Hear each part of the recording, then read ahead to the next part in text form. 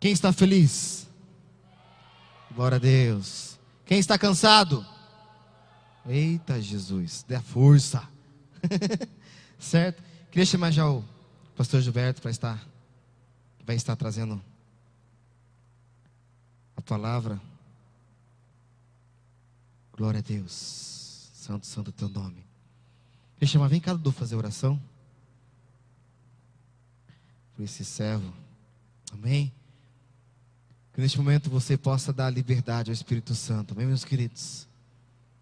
Glória a Deus. Só um recadinho importante. Nós temos um ambulatório lá no fundo. Amém, meus queridos? Se alguém passa mal, precisar de um atendimento, tem as enfermeiras, tem um pessoal que vai te atender com muito carinho, com muito amor. Ok? Senhor Jesus, aqui está o teu servo, pastor Gilberto. Nós estendemos as mãos, Senhor, e pedimos que o Senhor o use, que o Senhor traga, Senhor, a ele da tua graça, do teu conhecimento, do teu amor, e que o Senhor use a vida dele para transmitir a tua palavra nessa noite, seja por experiência, Senhor, seja por aquilo que o Senhor tem falado e feito através da vida dele. Usa, Senhor, e que nós saímos daqui ainda mais cheios e convictos do teu propósito para as nossas vidas, em nome do Senhor Jesus. Aplauda o Senhor pela vida do pastor Gilberto. Aleluias. Baixe sua cabeça mais uma vez. Pai, nós te amamos, Senhor. Eu oro para que a sua doce presença venha continuar falando eloquentemente em nossos corações, Deus.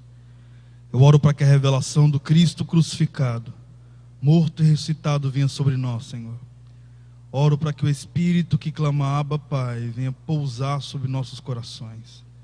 Eu oro para que o Senhor repreenda os inimigos da alma. Oro, Espírito Santo, para que o Senhor faça dos nossos corações uma harpa, aonde só o Senhor toque. E que nós venhamos continuar a sermos chamados de casas de oração. Nós te amamos, Senhor. Por um momento, estenda as suas mãos. Eu sei que você acabou de celebrar o Senhor com canções, mas edifique nesse momento um altar de adoração a Jesus. Você pode estender as suas mãos? É possível? Vem, Espírito Santo, e aumente sua presença aqui, Pai. Vem, Espírito Santo. Nós já celebramos, Deus. Eu oro para que o Senhor nos dê estrutura existencial e espiritual para celebrarmos. Que haja uma mudança de mentalidade entre nós, Pai. Essa é a minha oração. Em nome de Jesus. Amém. Paz, irmãos, muito prazer. Sou Gilberto Araújo. Eu sou líder de uma organização acadêmica chamada FIRE Universitário. Eu sou professor de História Medieval, de Antropologia e de Filosofia Contemporânea. E toda a jornada que o Senhor me permitiu viver nesses últimos anos aqui no Brasil foi ministrando a partir de universitários.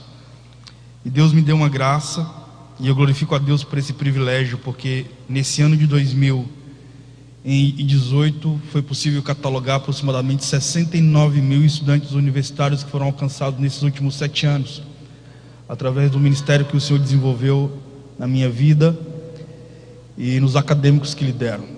Nós temos uma jornada específica, bem erudita, dentro das universidades federais e em 280 universidades espalhadas em 6 nações. Eu glorifico a Deus por isso. E Deus, Ele tem gerado muita redenção. Vindo para cá, o Senhor colocou no meu coração muita reflexão.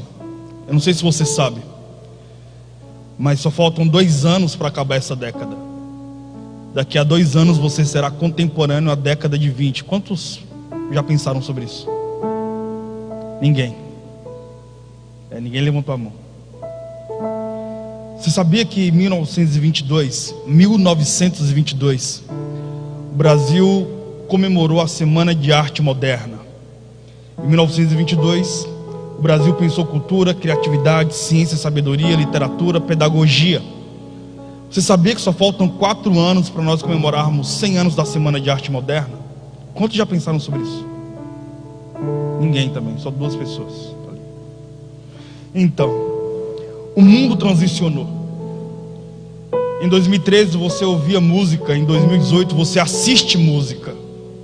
Eu tenho contato com acadêmicos que estudam lá no Vale do Silício e pensam tecnologia e era pós-digital como o presente momento, aos caras que pensam antropologia ou pedagogia na Universidade de Brasília, a galera que tem se formado em medicina aqui na América do Sul, saiba, o mundo transicionou. Desde quando o Brasil descobriu que nós iríamos sitiar a Copa de 2014 e as Olimpíadas de 2016, uma crescente massa mediática se levantou na nação, patrocinando uma filosofia ateísta humanista nas nações da Terra a partir das universidades, sobretudo universidades federais. Quando você estuda Kant, Hegel, Marx, Engels, Herbert Marcuse, Max Horkheimer, Erich Fromm, Theodor Adorno, Antônio Gramsci, quando você estuda Jean-Paul Sartre, Simone de Beauvoir, Judith Butler, você começa a perceber que toda a filosofia ateísta humanista veio exatamente há 100 anos atrás. 100 anos após a Semana de Arte Moderna e 100 anos após a Escola de Frankfurt, em 1923, o mundo vive um mundo pós-cristão, uma temporada pós-cristã. E provavelmente você saiba disso, mas as eleições desse ano de 2018 determinarão os próximos 100 anos da nossa nação. Então nós vivemos em um tempo histórico, sem precedentes. Vivemos numa temporada onde o homem atual ele se apaixonou pela era digital. Quanto mais mergulhado na tecnologia, o homem contemporâneo se torna mais vazio de sua própria humanidade. Somos a geração que nos viciamos com a tela autorrelusiva, através de um celular, e conversamos horas com telas autorrelusivas e com letrinhas. Mas quando nós temos a dignidade existencial de olharmos dentro dos olhos da humanidade, nos intimidamos, como se não fôssemos seres humanos. Desde a época do homem primata, da era paleolítica ou neopaleolítica, à contemporaneidade, nós vivemos a única temporada histórica onde o homem tem perdido a sua própria humanidade. Então eu vim de Brasília para conversar um pouco sobre mudança de cultura e o quanto a nossa nação tem vivido uma mudança de cultura. Porém, os filhos de Deus necessitam se manifestar, porque o mundo aguarda a manifestação dos filhos de Deus. Amém? Abra sua Bíblia então em Romanos 8.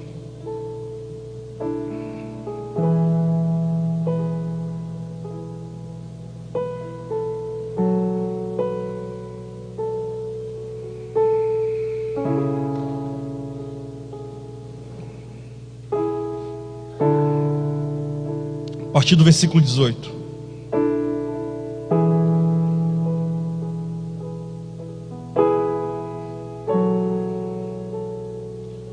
Diz assim, Romanos 8, versículo 18.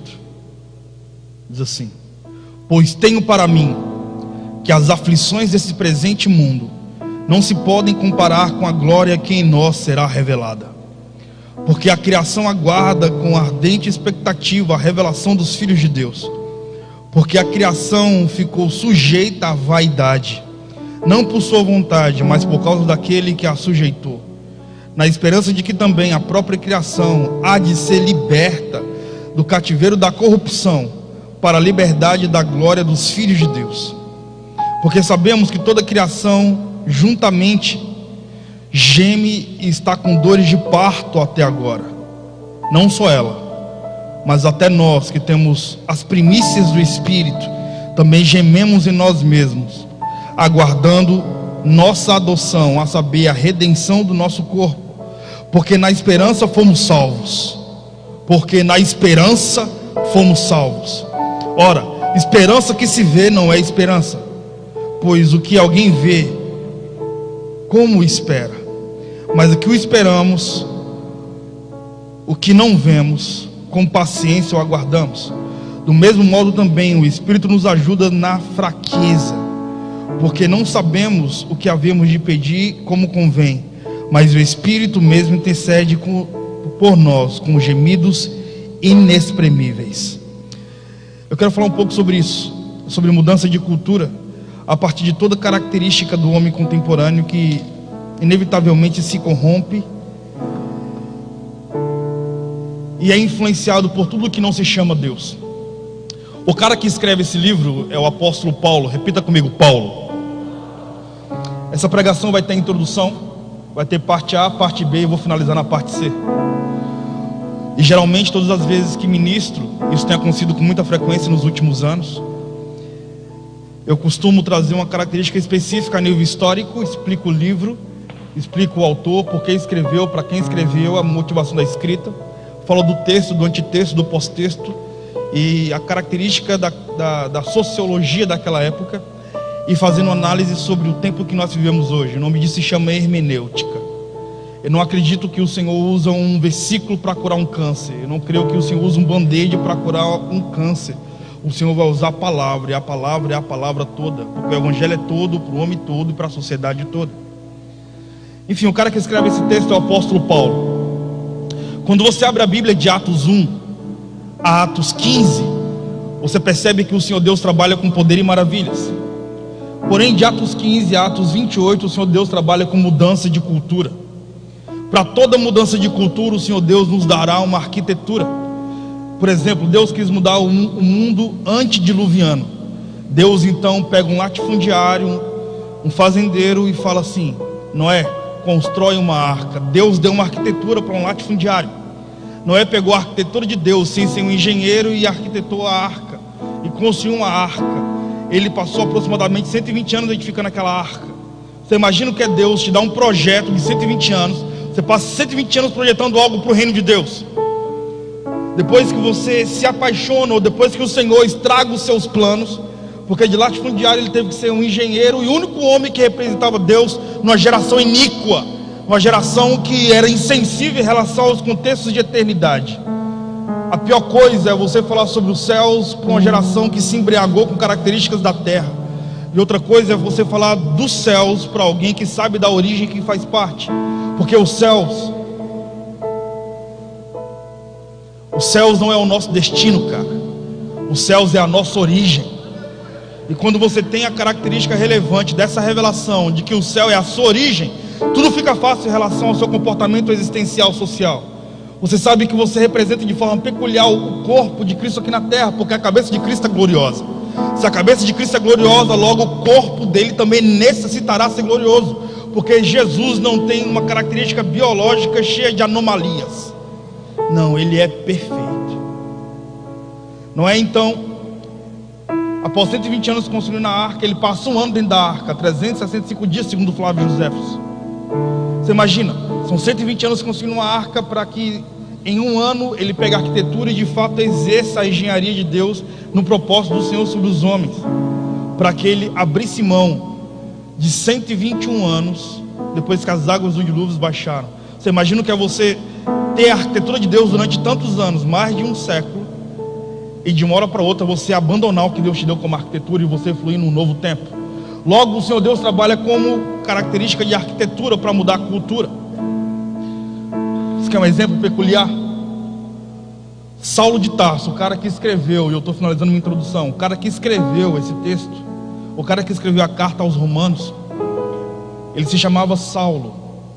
Saulo era um perseguidor. Você sabia que Saulo era um íngrimo intelectual da época? Quantos sabiam disso? Vocês me ouvem bem? Sabia que Saulo era um íngrimo intelectual por algumas características? Por exemplo, eu não sei se vocês sabem, mas Alexandre o Grande, ele conquistou 188 cidades alexandrias.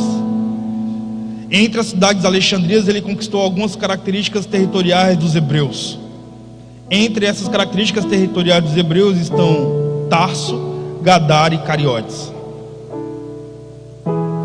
Se Alexandre o Grande conquistou essas microgeografias ou macrogeografias, significa que Alexandre o Grande colocou pigmentações da cultura grega ali, porque ele era um megalomaníaco que trouxe a característica do movimento helenista, ou seja, os homens das geografias que ele havia ganhado teria que reproduzir a filosofia de Sócrates, a política de Platão, porque Platão foi o pai das relações sociopolíticas, as características empíricas de jurisprudência de Aristóteles, inclusive um biólogo, filho de médicos, que falou sobre comédia, dizendo que a única camada existencial piramidal que solta bons fluidos a ponto de sorrir é o homem. O restante dos animais só soltam bons fluidos, ou seja, existe algo na característica humana que é racional. Se Paulo ou se Saulo era de Tarso, então ele sabia sobre tudo que estou narrando. Ele era um intelectual só por ser dessa microgeografia chamada Tarso. Ele era um íngreme intelectual porque ele era da tribo dos benjaminitas. E você sabe que Saulo é da genealogia do único rei da tribo dos benjaminitas. Alguém sabe me dizer qual foi o único rei da tribo dos benjaminitas? Ninguém? Sabia que Saulo era da genealogia de Saul? Por isso que seu nome era Saulo. Ninguém sabia disso?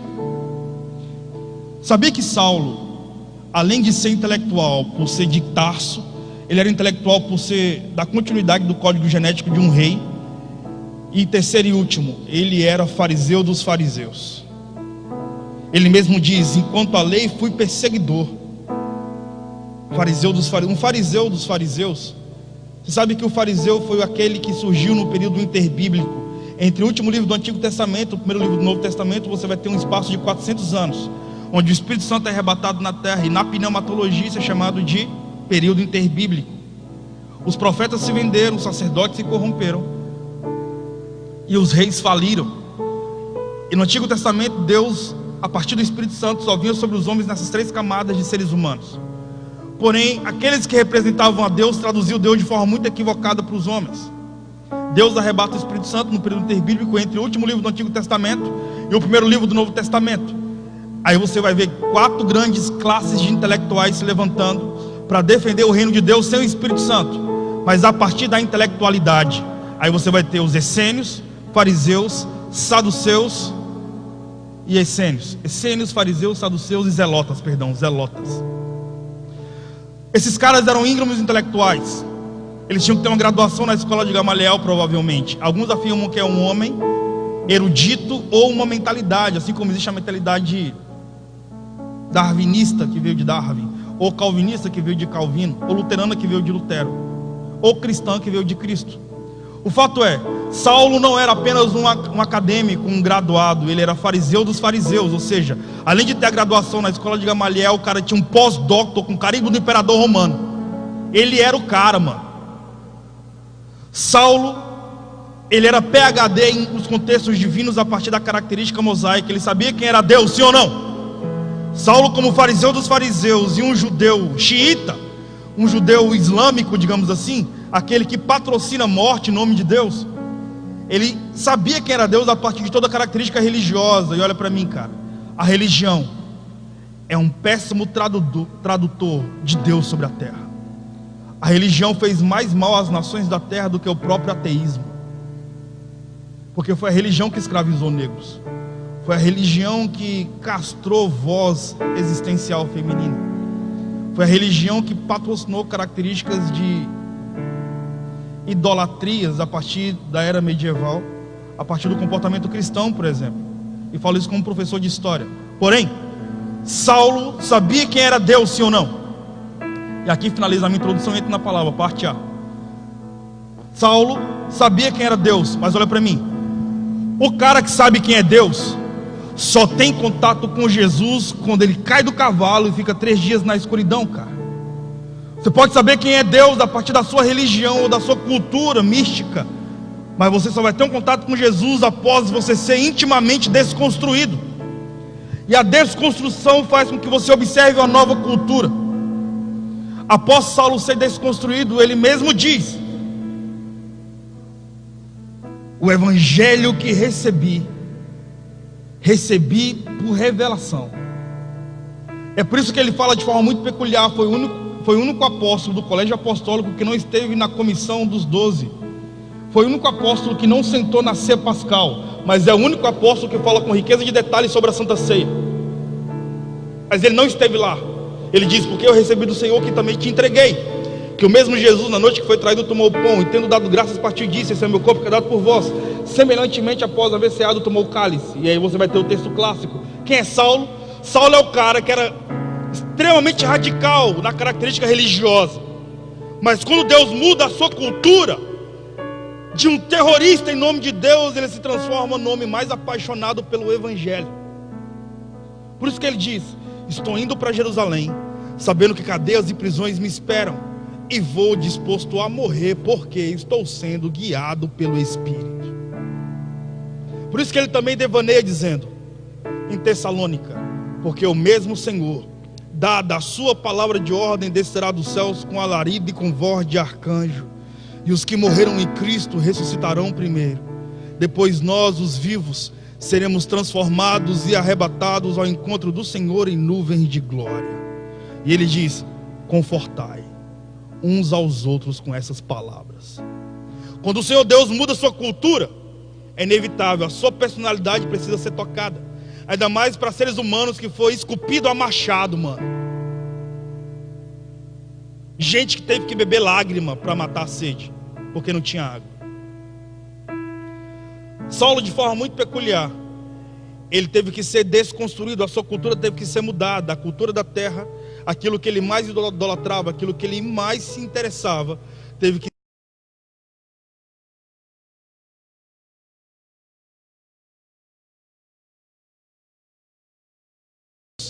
é ser manso e humilde como ele também foi.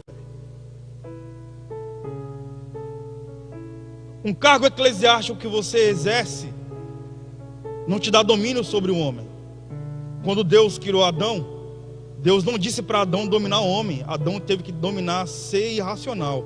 Adão domina sobre as aves do céu, sobre os peixes do mar, sobre os animais da terra. O homem não foi criado para dominar o homem. Quem domina o homem é a ideologia satânica, mano. Por isso que as universidades não formam mais acadêmicos. As universidades formam militantes. E aí, enfim, Saulo, observando o mundo daquela época, ele vê a característica cultural. E o cara que ganha 90%, segundo Melanchthon, Beza, Martin Bucer, os professores de Lutero e um professor de Calvino, o apóstolo Paulo observa a cultura daquela época, e ele que ministrou, um judeu que ministra em geografias gregas, não se permitiu ser influenciado pela cultura politeísta. Ele mudou a cultura politeísta. E sabe o que é sensacional? Já finalizando a parte A e entrando na parte B, para finalizar na parte C, cara. Os gregos foram incríveis, mano. Como é possível a cultura grega ser substituída pela cultura do homem que não tinha onde repousar a cabeça? Como é possível um homem sem expressão cultural, um homem que não sabia, ninguém se sabe se ele escreveu um livro ou se ele falava outro idioma? Como pode a pessoa de Jesus substituir a mentalidade de homens que leram sobre Aristóteles, por exemplo? Então você imagina como é que a nossa cultura pode ser mudada se Jesus mudou a cultura mais nobre do mundo antigo. Por isso que ele dividiu a história, cara. Para colocar um ponto final então na parte A e entrar na parte B. Os gregos foram peculiares, porque os gregos responderam muitas perguntas da vida, mas a principal pergunta, o que a vida tem que ter para que a vida faça sentido, os gregos não responderam. E entrando agora na parte B, eu te digo: 1000 anos antes de Cristo, existia um cara chamado Homero. Repita comigo: Homero. Homero foi o cara que escreveu a Ilíada, a Bíblia dos gregos. Homero também escreve Odisseia. Se você fez quinta série, você certamente fez uma prova sobre Odisseia e o cavalo de Troia. Então, cara, o mundo antigo foi mapeado sobre toda essa característica. E a Odisseia conta a história de Ulisses. Ulisses era rei de uma cidade de Ítaca. Ulisses teve que entrar na guerra de Troia porque o príncipe de Troia seduziu a esposa do rei de Esparta, uma mulher chamada Helena. E aí os gregos tiveram que ir para a guerra. E essa foi a mentalidade do mundo antigo: homens que lutavam contra homens. Agora você imagina Homero, ele lança no mundo ideias de politeísmo. Sai do ventre intelectual de Homero mais de 1 milhão de deuses gregos. E a sociologia do mundo antigo afirma que os sacerdotes gregos, que representavam Zeus, ficavam possuídos pelos deuses do panteão. E quando esses sacerdotes, que geralmente eram homens com mais de 60 anos, segundo Heródoto, o pai da história, esses caras violentavam as mulheres mais belas do império. Eram chamadas de oráculos. Foi então que muitas mulheres foram violentadas sexualmente. Até que veio o século V a.C. E você vai ter Sócrates. Repita comigo: Sócrates. Sócrates foi um homem que teve uma mãe que foi violentada por um sacerdote, afirmando estar possuído por Zeus. Sócrates foi o cara que não acreditou no politeísmo. E Sócrates foi o cara que se tornou um ateu, por isso que ele foi morto por ser ateu. E ele faz 3 grandes perguntas: quem somos, por que viemos e para onde vamos? Ele diz: quem somos? Somos aqueles que viemos para satisfazer a característica sexual de Deus na característica de Zeus. Por que viemos? Viemos por isso. Quem somos? Somos uma espécie de apetite existencial hedonista de Deus. E para onde vamos? Vamos morar eternamente numa caixa existencial eterna, onde Deus é apaixonado pelos órgãos genitais da sua criação. E ele diz: não, cara, nós não somos isso. Acaba-se então a temporada homérica e entra na temporada socrática. Sócrates é condenado por ateísmo e tomar cicuta, uma substância fisiológica que assassinou os órgãos internos. Antes de tomar cicuta, ele lembra: eu tenho uma dívida, eu estou devendo um galo. Os discípulos dele sanam a dívida de um galo por 3 pombos. Quando Sócrates descobriu que a dívida foi sanada, ele gritou: agora eu posso morrer em paz, porque a autopunição sangra a alma. E ele foi o pai da ética. Essa frase gerou a ética. Depois de Sócrates você vai ter Platão, o pai das relações sociopolíticas. Depois você vai ter Aristóteles. Depois você vai ter Diógenes, 380 a.C. na cidade de Corinto. Diógenes era o pai da escola cínica. Cínico em grego significa cachorro. Ou seja, os caras eram aqueles caras que abriam mão das suas propriedades para não ser propriedade de ninguém. Eles usavam aquela roupa profética na Grécia, deixava a barba por fazer, o cabelo por fazer, andava com cajado e saia semeando ideias, mudando característica de mentalidade humana. Diógenes era um senhorzinho que morava dentro de um barril em uma vila em Corinto. Alguém já assistiu o seriado Chaves? Sabia que o Chaves é uma paródia de Diógenes? Se trata de um senhor, ou melhor, se trata de um senhor que se veste de criança, que fala com outros senhores, que mora dentro de um barril, que não tem propriedade para não ser propriedade de ninguém. E quando ele fala com os senhores, ele encenando ser um jovem, os senhores voltam a ter característica de pureza, inclusive você. Como é possível rir e voltar a ser criança com que bonita a sua roupa, que roupinha muito louca? Ou seja, coisa boba e aparentemente imbecilizada.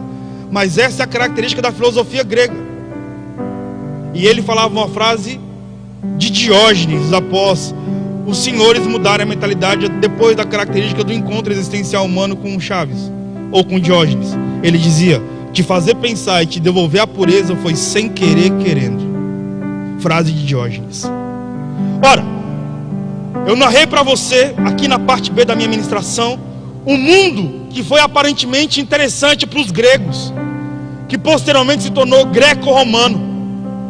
Os gregos, eles tiveram uma produção existencial poderosa, mas Sócrates morreu, Diógenes morreu, Aristóteles morreu, e surgiu um novo líder, um novo mestre.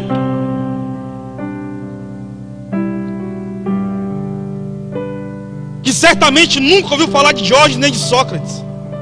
O homem que poderia segurar o universo na palma das mãos abriu mão dessa glória para navegar no ventre de uma virgem. Aquele que veio contrariar a cultura do mundo. Porque desde quando o homem se existencializou, o homem quer olhar para outro homem de cima para baixo.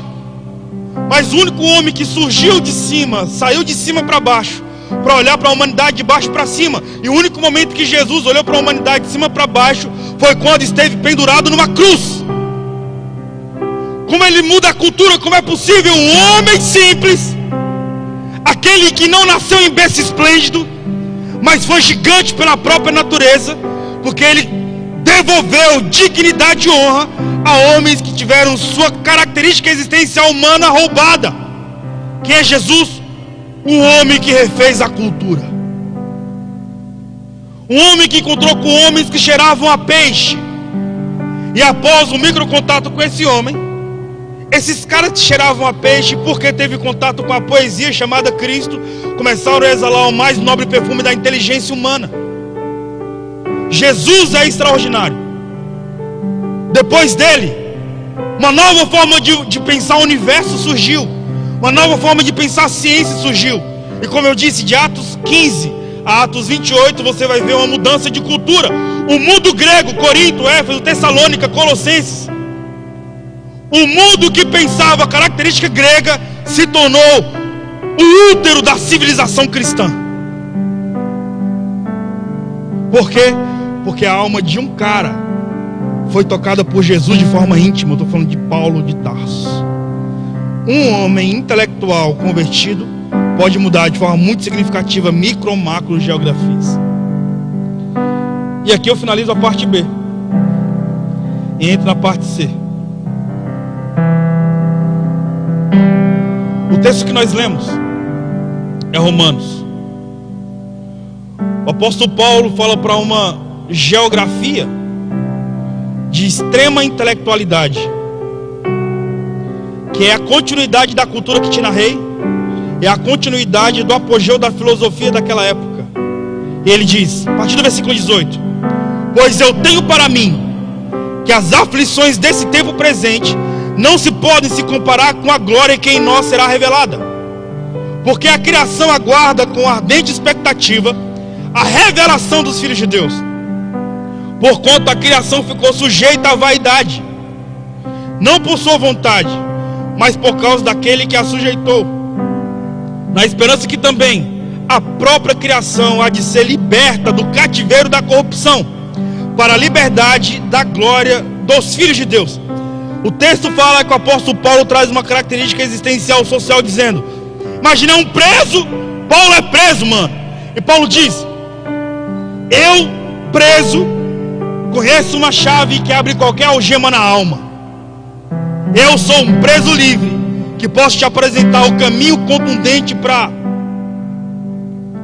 liberdade do cativeiro da corrupção que contaminou o mundo. E olha para mim. Estão comigo, irmãos? Estão me compreendendo? As minhas maiores experiências foram dentro das universidades, cara. Na verdade, eu não sou um pregador de púlpitos de igrejas, eu sou um acadêmico. E meus púlpitos provavelmente seriam dentro de universidades.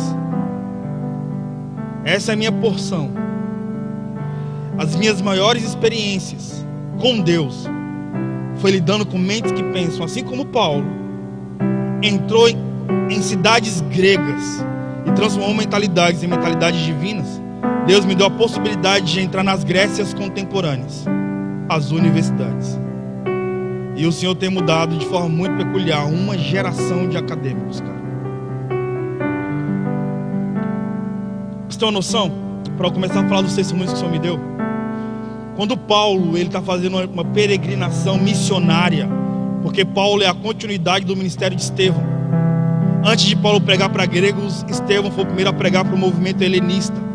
Quando Estevão morre, quando ele é apedrejado, a capa de Estevão, a roupa de Estevão é colocada aos pés de Saulo de Tarso.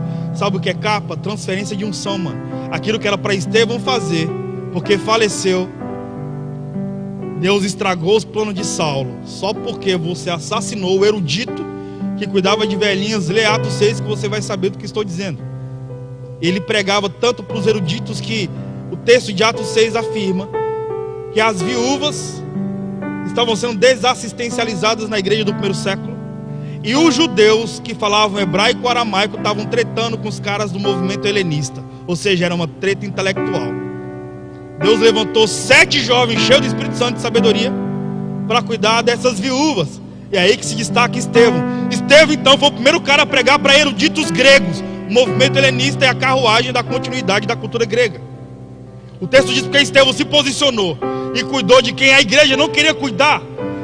Um apogeu poderoso de uma manifestação de salvação em massa começou, a ponto de você ver um cara que teve um ministério de um dia só, um cara que só teve um discurso na Bíblia, e o cara que mudou de forma muito peculiar a geração dele foi o pai do movimento de missões. Ele foi o primeiro a pregar para gregos. Como Saulo havia assinado sua sentença, eu imagino Deus dizendo: eu escolhi um para pregar para eruditos, porque você assassinou, eu vou estragar os seus planos. Você vai continuar o ministério de Estevão. Por isso que a capa e a roupa de Estevão foi jogada aos pés de Saulo de Tarso.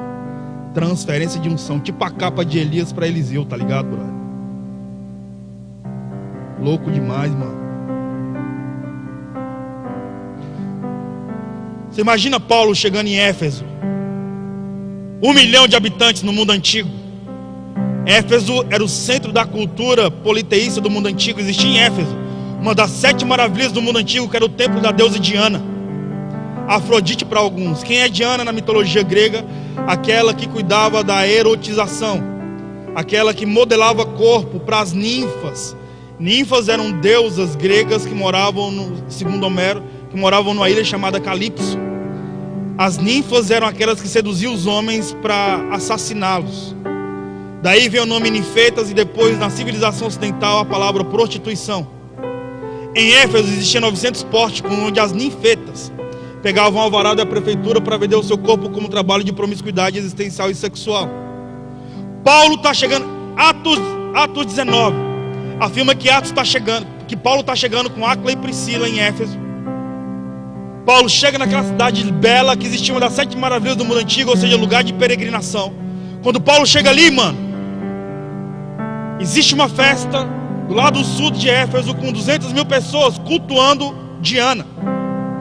Porém, do outro lado, do lado norte, existe 12 caras orando. Quando Paulo chega na cidade, Paulo diz: a paz, irmão, shalom.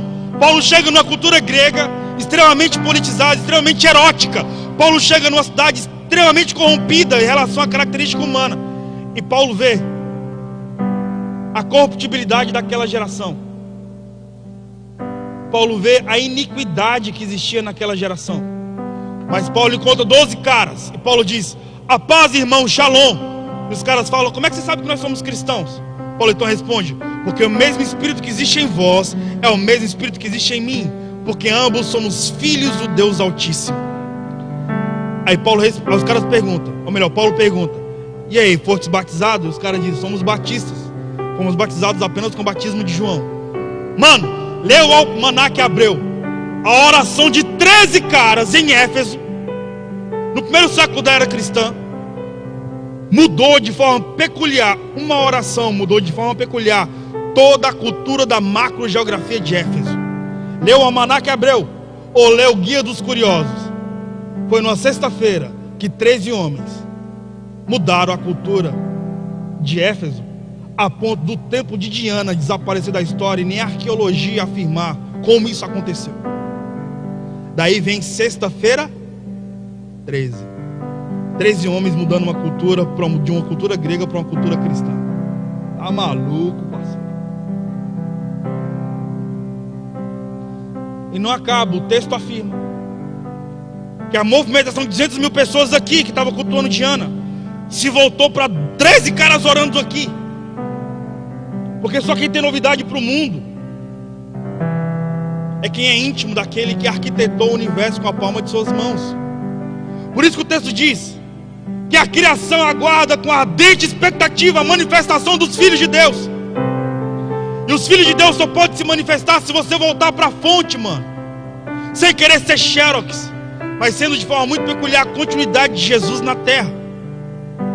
E aí, para finalizar essa história, ou esse devaneio,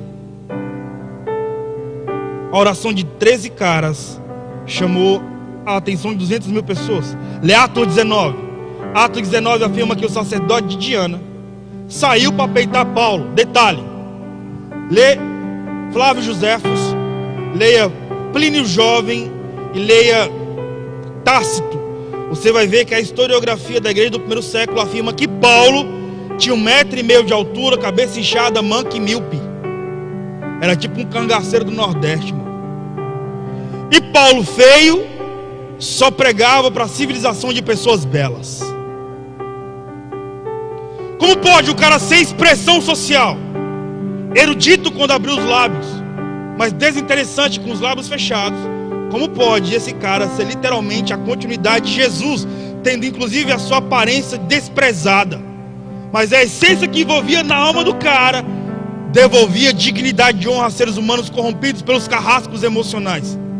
Paulo de alguma forma carregava algo tão poderoso a ponto de mudar a cultura da alma humana, que os caras, quando se encontravam com Paulo, tinham seu jardim de delícias devolvidos à sua própria existência.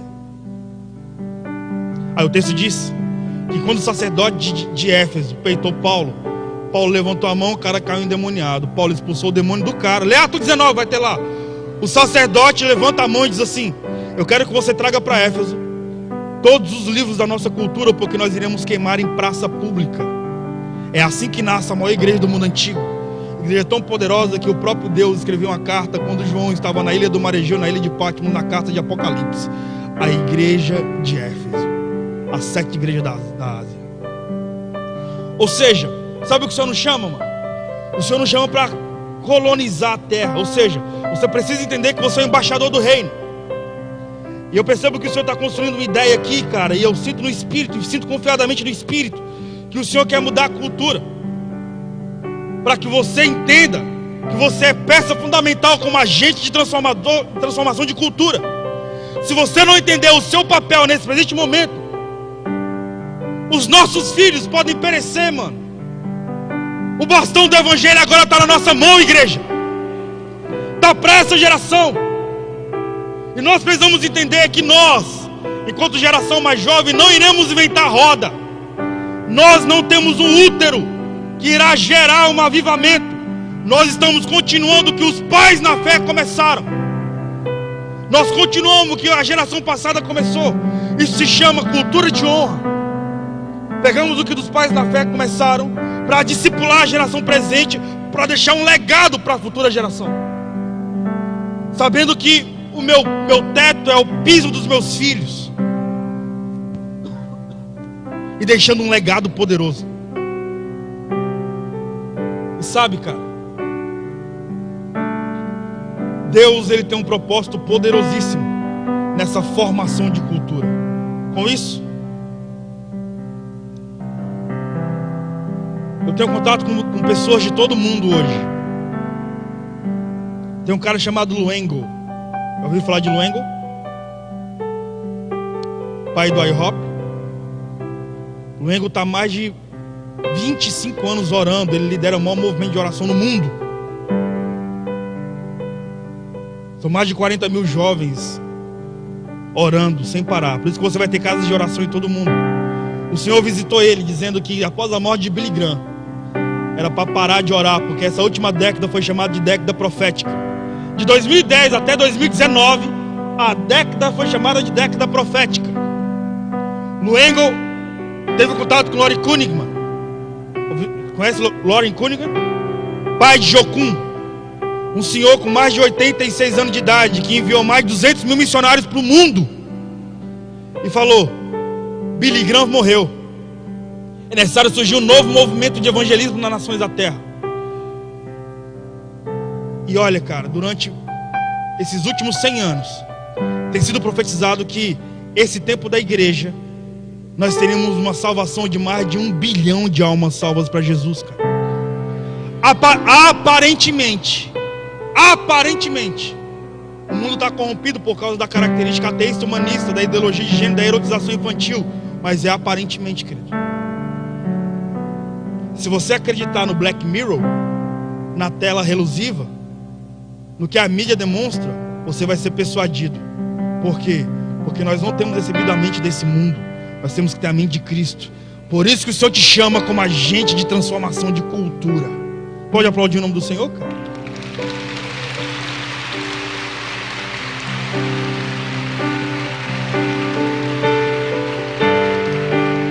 Ótimo, após construir um caminho, chegando na reta final, e depois de tudo que disse, agora sim é relevante trazer o que eu quero expressar de forma contundente.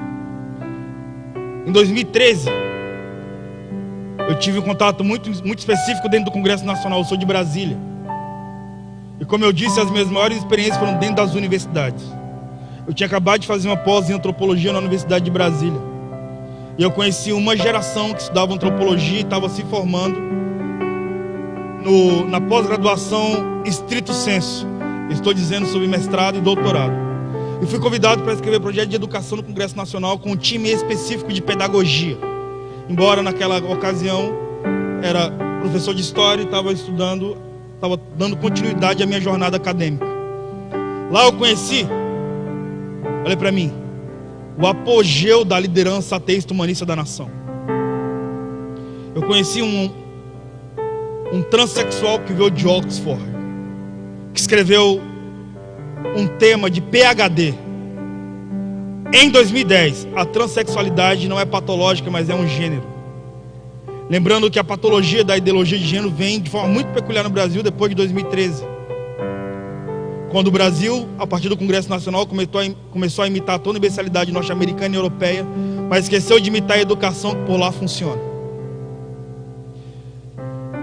E aí, eu estava na mesa em um fórum na Universidade de Brasília, na época em que eu ainda questionava movimento feminista, movimento GLS na época, que hoje se tornou LGBTI. E hoje eu não converso mais sobre movimentações sociais, eu converso hoje sobre raiz filosófica. E aí, cara, lá eu conheci, em uma mesa acadêmica, eu conheci esse transexual. E aí nós começamos a ter um relacionamento de mesa, né? Tomar café, falar sobre Zygmunt Bauman, falar sobre Theodor Dalrymple, falar sobre Gary Lipovetsky, falar sobre transmodernidade, hipermodernidade, pós-modernidade, falar sobre toda essa característica. E aí, em um momento de uma refeição, eu denunciei que era pastor, ou que era cristão, porque eu não tenho cara de pastor, não tenho jeito de pastor, não falo tremendo, manto, leito, nem vaso. É raro esses momentos acontecerem. Só quando eu estou com os pais na fé mesmo, que a gente se solta no pentecostalismo clássico. E aí eu abaixei a cabeça e comecei a orar, agradecendo pela refeição. Aí ele falou para mim: você é cristão? Aí eu respondi: sou apaixonado por Jesus, mano. Aí ele falou assim: meu pai é pastor. Eu era violentado no banheiro da igreja. Quando eu contei para meu pai que eu era violentado no banheiro da igreja, o pai reuniu o concílio na década de 90, me expôs,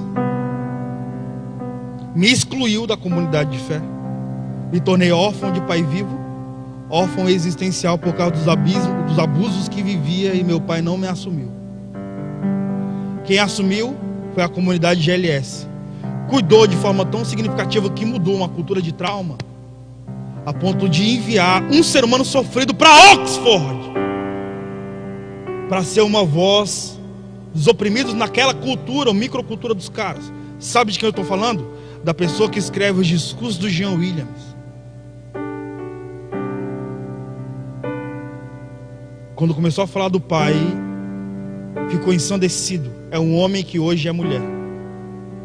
Deve estar entrando na casa dos 50 anos, está com 40 e tantos anos hoje.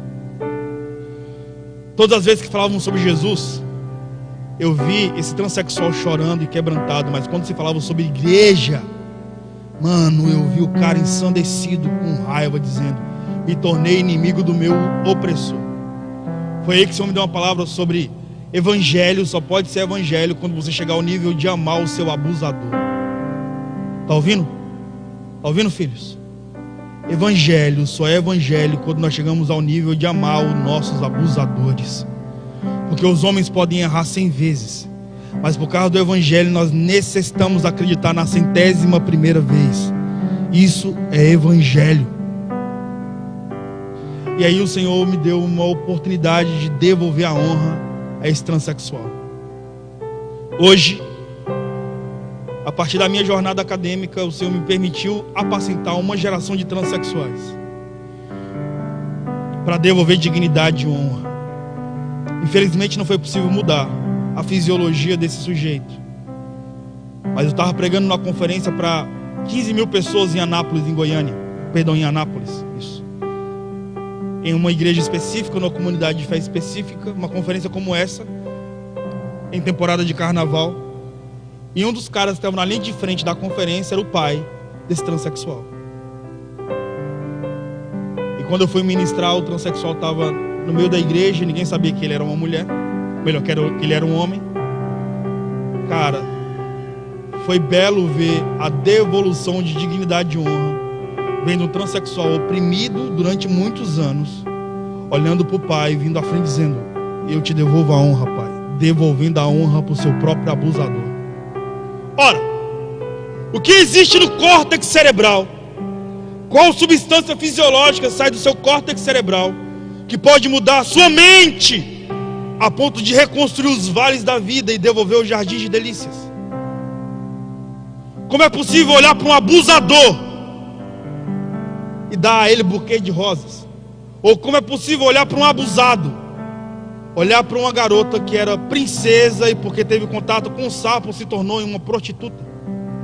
Ou um príncipe teve contato com uma prostituta e se tornou um sapo? Jesus é o único que encontra príncipes em sapos e princesas em prostitutas. Porque existe essa característica de devolução de honra. O que é isso? Mudança de cultura. Tive contato com outra personalidade dentro do Congresso Nacional, feminista roxa. E essa é uma história clássica do FIRE chamada Black Power. A Black Power tinha uma característica muito peculiar, porque ela também era mestre em antropologia. E na Universidade de Brasília ela pegava placas sem camisa, mostrando as axilas peludas, porque a Black Power era carequinha igual eu. Só que quando levantava o braço, parceiro, era só o Black Power. E ela colocava nas placas: o útero é meu e o órgão genital também.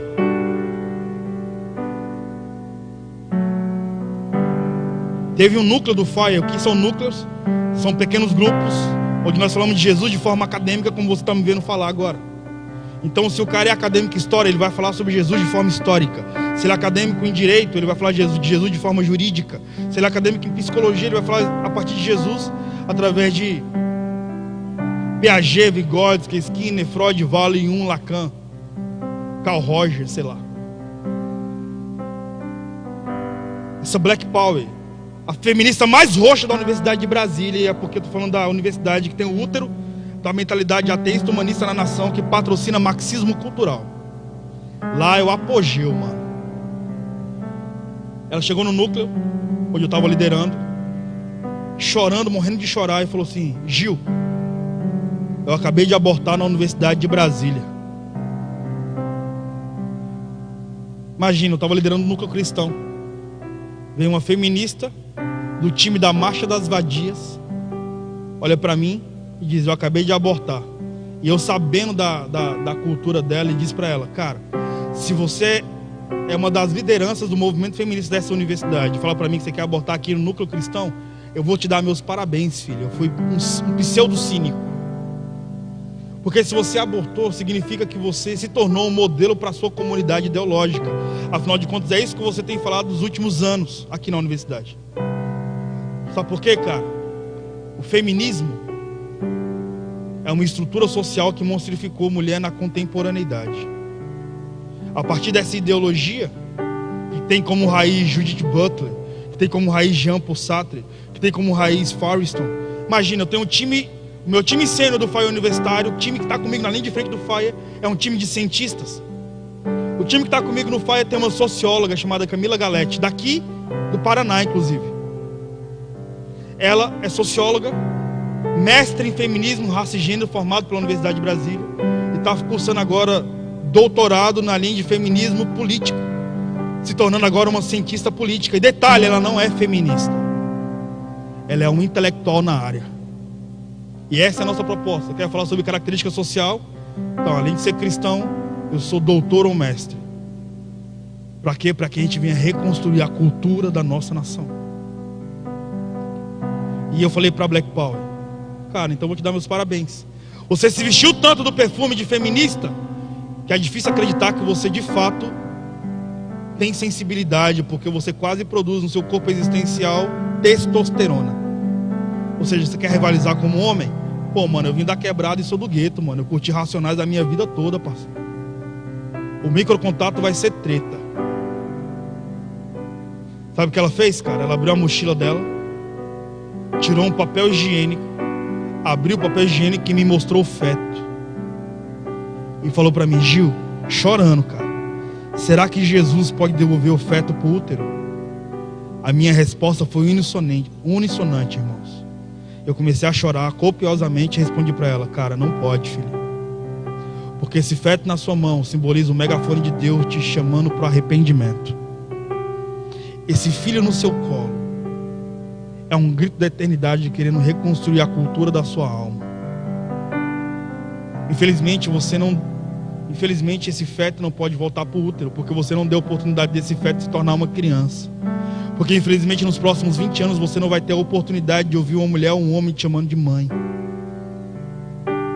Você tem útero, filha, disse para ela. Se você tem útero, significa que isso é bom. Afinal de contas, tudo que Deus fez é bom. Tudo que existe em você compõe o cardápio da superinteligente obra do Criador. Eu assumi Black Power. Você já conseguiu se tornar pai ou mãe de alguém durante 5 minutos? Eu assumi de forma intensa a vida dessa garota. Porque se o Senhor patrocina esperança, como diz o texto, esperança que se vê não é esperança. Se o Senhor tem essa característica, o poderoso diante da eternidade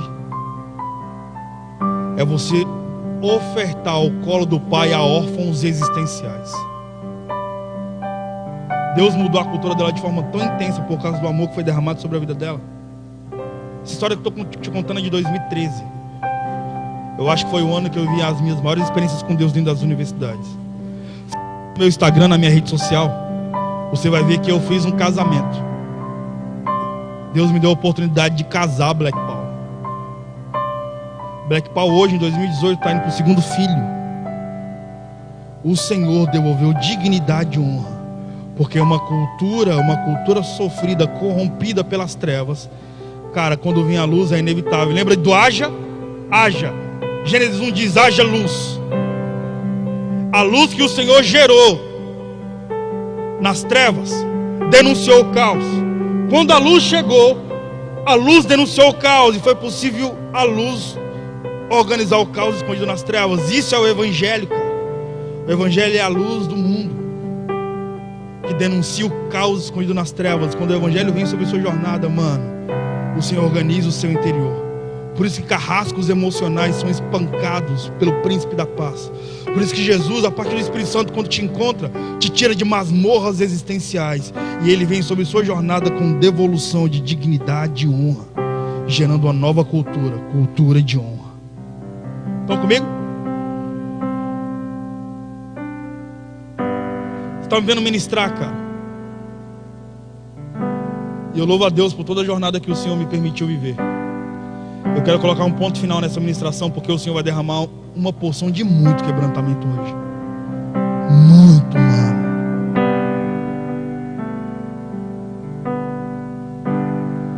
Os Estados Unidos, e eu já estou entrando para a fase final de fato. Os Estados Unidos enviou 1 milhão de soldados para a guerra em 1945. Foi a mesma temporada do boom de Hiroshima e Nagasaki no mês de agosto de 45. Hoje a bomba nuclear se tornou um tataravô bélico, mas naquela época era o inferno do mundo. Todo mundo tinha medo disso. Você imagina que os Estados Unidos enviar 1 milhão de soldados para a guerra? Significa que naquela nação, naquela pátria, ficou no mínimo 3 milhões de mulheres com sentimento de luto. Estou falando de mães, irmãs e filhas. 1 milhão de soldados foi para a guerra em 45. As mulheres que naquela época iam para as indústrias construir, as mulheres que naquela época tomavam o chá das 5 com as amigas, eram chamadas de madames ou donzelas, se tornaram operárias. E elas agora iam para as indústrias construir armas bélicas para enviar para os caras na guerra. Zygmunt Baum e Theodore Dalrymple afirmam que 60% dos homens que foram para a guerra voltaram em forma de medalha. Ou seja, a nação entrou em um profundo luto.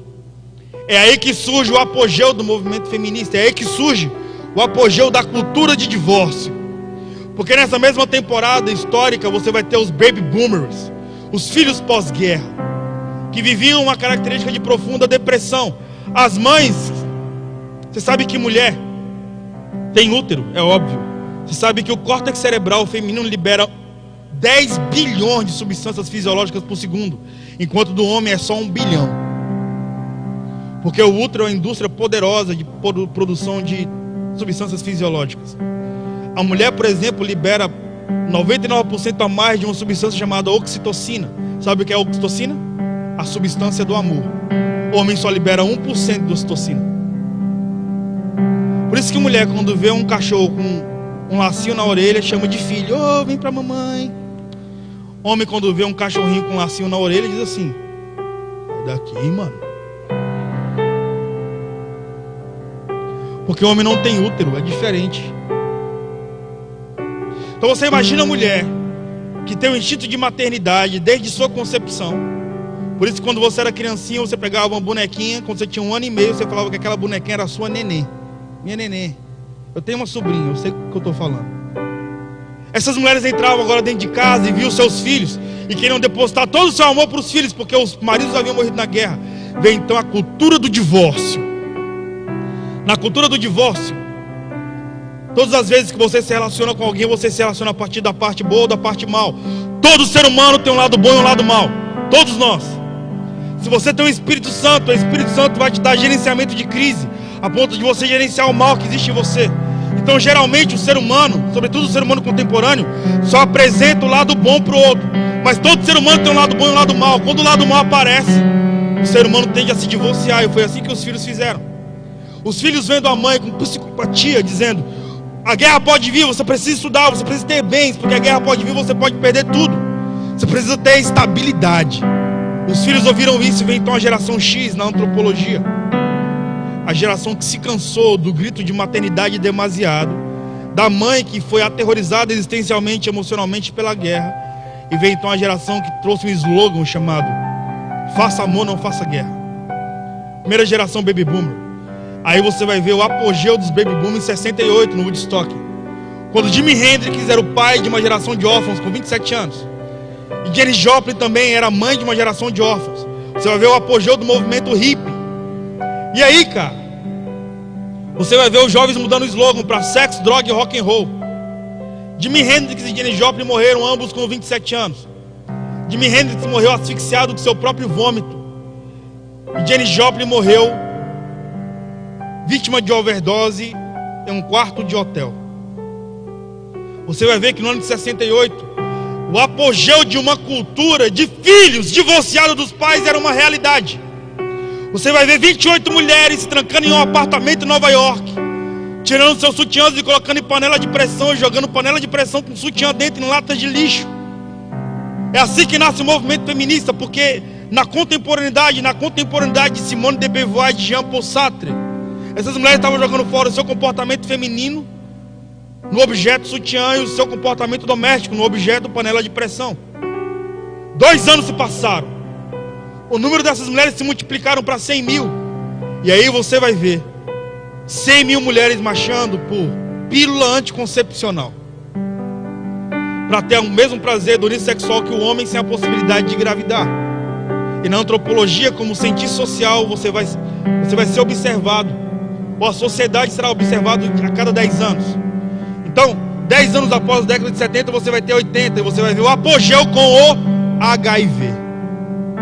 Naquela temporada, o vírus dos homossexuais, 90 o vírus dos homens, 2000 o vírus das mulheres, e hoje é o vírus das adolescentes.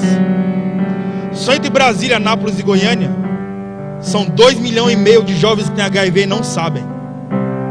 No Rio de Janeiro são 4,5 milhões, entre Rio de Janeiro, São Paulo e Minas Gerais.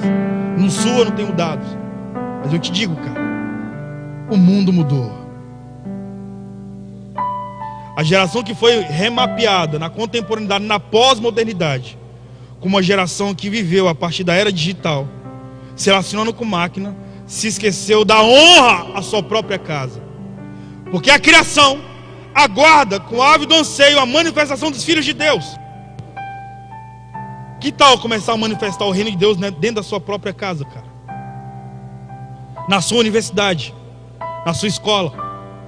Talvez você nunca vai passar por um púlpito, porque segundo o Instituto Peter Wagner, apenas 5% das pessoas que entram numa igreja têm sucesso no púlpito.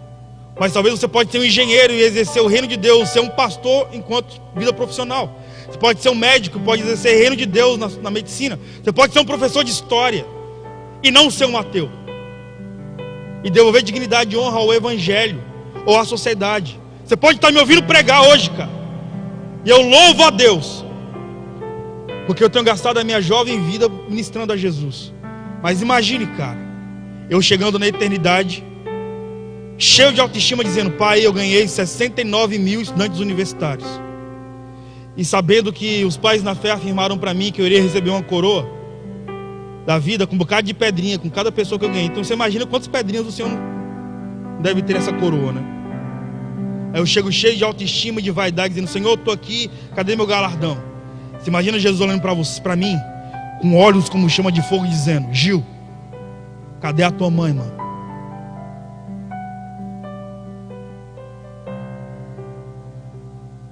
Fulana, cadê o seu marido?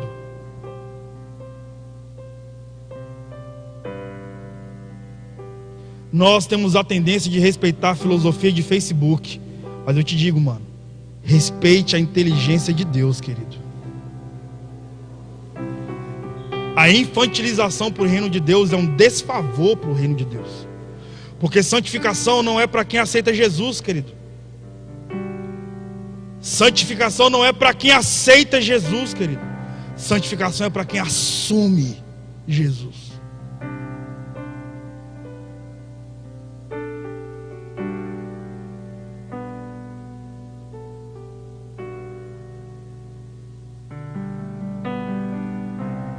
Eu tenho uma micro noção porque me chamaram para ministrar aqui.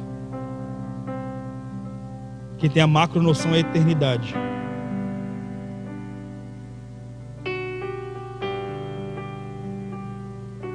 E eu sinto do Senhor dizer só mais uma coisa. E eu vejo o Senhor trazendo muita cura, mano, emocional e existencial hoje. Muita cura emocional, muita. Minha mãe foi mendiga até os 9 anos, cara. O meu pai foi do Comando Vermelho.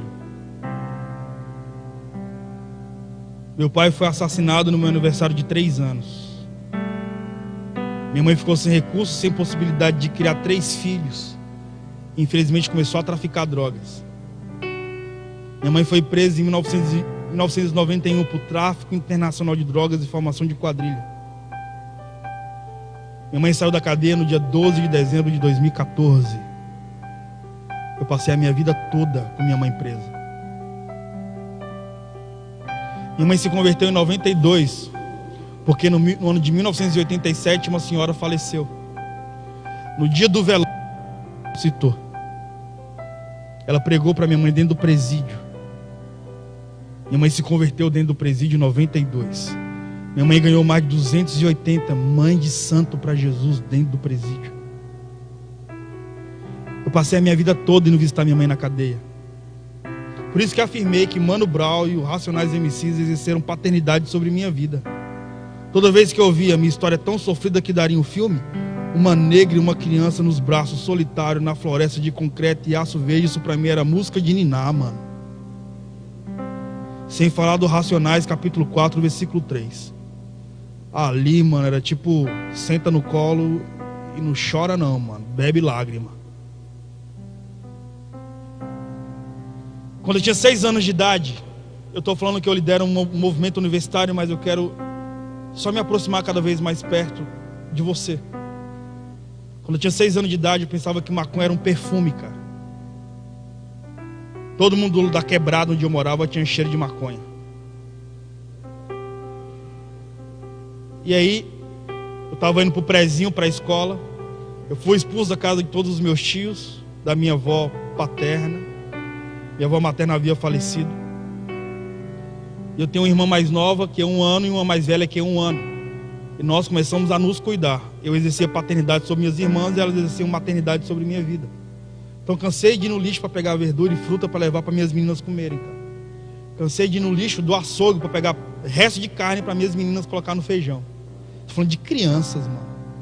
Piaget, um dos pais da pedagogia, afirma que uma criança cresceu na rua do 0 aos 6 anos de idade e terá a mentalidade de um homem de 21 anos. E ele então devaneia, como pai da pedagogia. Imagina a saúde emocional, a idade emocional desse sujeito na casa dos 18 anos. Será um velho caquético. Porém, o sofrimento aumenta ainda mais a sua coragem, né, mano? Como diz a poesia urbana. 6 anos de idade, eu estava chegando na escola, encontrei uma buchinha de maconha no chão, cheirei, falei, perfume, mano. Fui para casa, abri a torneirinha, ó, debaixo da água. Quando a cannabis ficou amarelinha com a água, eu peguei a cannabis e passei maconha no corpo. Cheguei na escola cheio de autoestima, com cheiro de maconha no corpo. A tia da portaria que sempre me abraçava me empurrou naquela noite. Ou melhor, naquele dia. Eu não estava nem aí, mano. Eu estava perfumado dentro da minha cabeça. Ela conversou no ouvido do coordenador pedagógico, que saiu correndo e contou para a minha professora. Quando eu cheguei na minha sala de aula, a tia estava com o braço cruzado e batendo o pé no chão. Aí já foi gritando comigo: você fumou maconha, rapaz? Aí eu fumei e não fumei não, tia, mas eu passei no pescoço. Aí ela, viu que eu estava falando a verdade. Ela baixou, isso é pedagógico, você ficar na mesma estatura da criança. E ela falou: como assim? Me explica isso, Gilberto. Aí eu tirei a maconha do bolso, falei: tia, isso aqui não é perfume não? Todo mundo da minha rua tem cheiro disso aqui. Ela olhou para mim e falou: cadê sua mãe? Eu falei: minha mãe está presa. Seu pai? Meu pai morreu quando era bebê, quase. Ela me abraçou, emocionada, pegou na minha mãozinha e foi me levando, com uma expressão séria no rosto, e colocou sentado numa cadeira na sala de coordenação pedagógica. Chamou 3 professores, o diretor da escola, o vice-diretor, um assistente social e um psicólogo. Naquele dia eu descobri que eu estava abandonado. Naquele dia ela me ensinou tudo sobre droga e sobre sexo. E eu comecei a chorar porque fazia sentido. Todo mundo era cuidado e não eu. Todo mundo tinha lancheira e não eu. E aí, cara, a minha professora falou algo na minha alma, que naquele dia o Senhor começou a introduzir uma cultura de honra no meu coração. Eu comecei a chorar. Ela falou assim: para de chorar agora, rapaz, porque a vida não vai ser fácil para você. Você vai estudar. Repete comigo: você é um grande homem. Aí eu comecei a falar com a voz embargada: você, mais alto. Até que a frase saiu de forma perfeita. Ela bateu no meu peito com 6 anos só, cara, e falou assim: você vai estudar.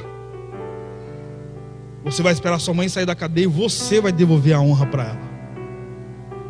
E aí eu me converti com 8 anos de idade. Sabe quem cuidou de mim? As senhoras de coque. Eu amo, irmão, cabelo branco. Eu não tenho muita intimidade com jovem. Acredita nisso, mano? Eu amo gente. Cara, só é possível eu entrar em ti quando tu se esvaziar de ti, para que eu caiba em ti, para que sejamos nós. Só é possível tu entrar em mim quando eu me esvaziar de mim, para que tu caiba em mim, para que sejamos nós. Para quando nós nos encontrarmos, nós sentarmos à mesa, nós encontrarmos um pai que é nosso, não um pai que é teu, nem um pai que é meu, mano. E eu vejo isso demais com cabelinho branco, com senhorinha que diz: quer colher, planta. Porque quando eu era prego, filho, o diabo me batia. Agora eu sou marreta, filho. Quem bate nele sou eu. E faz aquela cara de tremendo assim.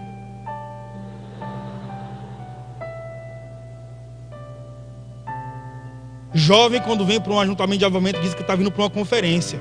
Um senhor que foi me buscar, tão gentil, disse: eu estou te levando para o trabalho. Eu amo os pais na fé, cara, porque eles me ensinam a ter reverência diante da seriedade da eternidade.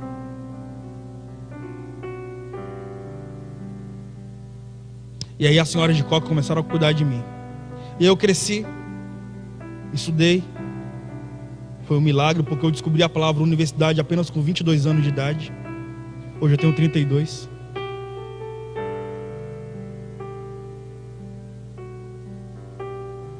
E aí, de alguma forma, Deus começou a fazer com quem não era. E eu vou te falar, mano, sabe qual é a melhor forma do Senhor mudar a cultura? Quando o Senhor encontra improváveis.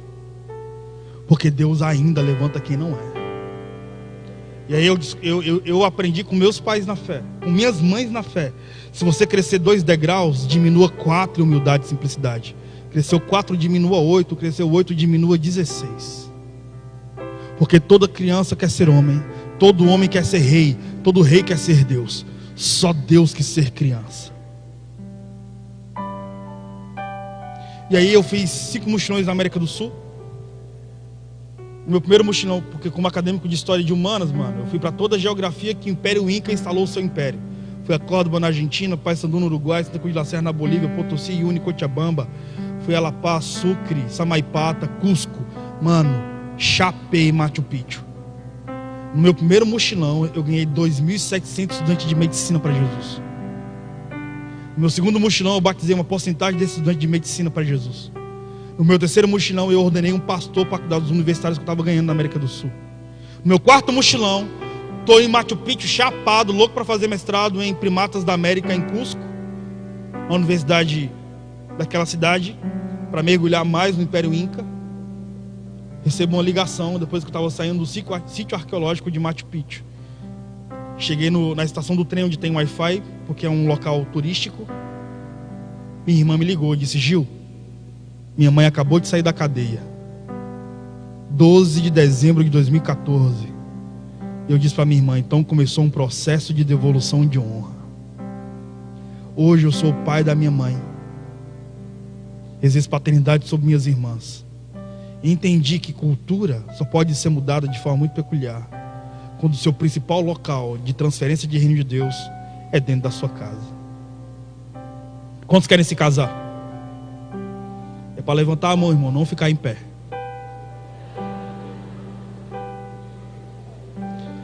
Quer se casar, brother? Então eu te digo: como você quer que o Senhor te dê uma esposa, brother, se você não está cuidando da primeira mulher que o Senhor te deu para amar a senhora, sua mãe? Como você quer que o Senhor coloque uma princesa do seu lado se você está desonrando a rainha que Ele colocou para você amar, cuidar e reverenciar? Saiba, se você está reprovado na fase 1 da vida, se você for para a fase 2, o matrimônio, você irá para a fase 2 divorciado, porque você já está divorciado da fase 1. Ensina-se que o casamento é glorioso, mas não ensina-se a você plantar na sua vida de solteiro nos seus pais, de forma extremamente séria. Já deu um buquê de rosa para sua mãe, mano? Já pegou seu cartão de crédito e disse: mãe, toma,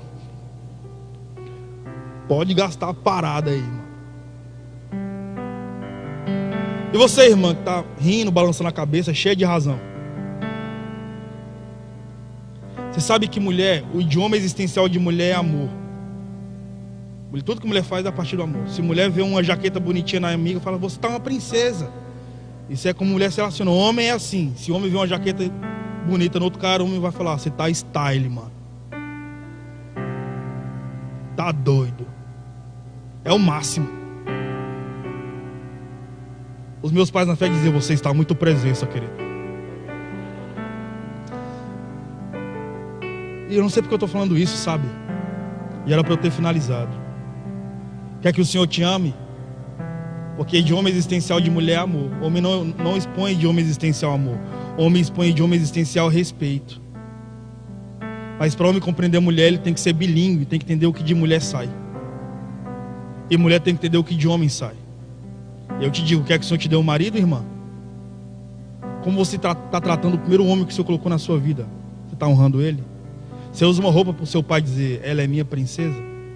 Como você quer que o Senhor te dê um marido se você está desprezando o primeiro homem que o Senhor te deu para honrar, que é o Senhor seu pai? Saiba que se você for para a fase A, melhor, se você for para a fase 2, divorciada da fase A, você vai para a fase 2 divorciada. E o que você está falando? De uma cultura de honra. Já pensou, irmã, se no dia em que você entrou na menarca, na sua primeira menstruação, seu pai te pegasse, te levasse para jantar, te desse um buquê de rosa e colocasse um anel no seu dedo? Geralmente os traumas existenciais, que o contato com outros homens, cara, não seria uma realidade, porque você já teve uma realidade de ser amada pelo primeiro homem da sua vida, o Senhor seu pai.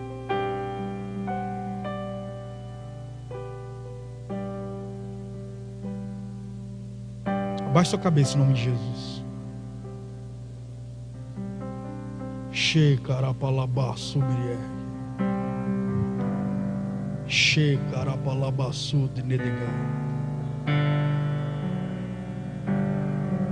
O Espírito Santo entra aqui nesse momento, cara. Algumas pessoas vão começar a chorar copiosamente.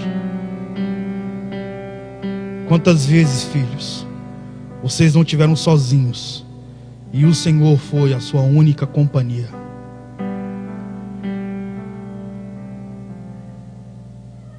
Quantas vezes os ventos sopraram e o Senhor foi a sua única rocha sólida? O Senhor manda dizer nessa noite: você não é órfão, filho. Senhor diz: eu exerço paternidade sobre sua jornada.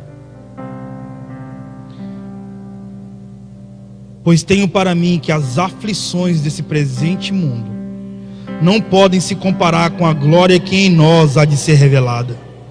Porque a criação aguarda com ardente expectativa a revelação dos filhos de Deus.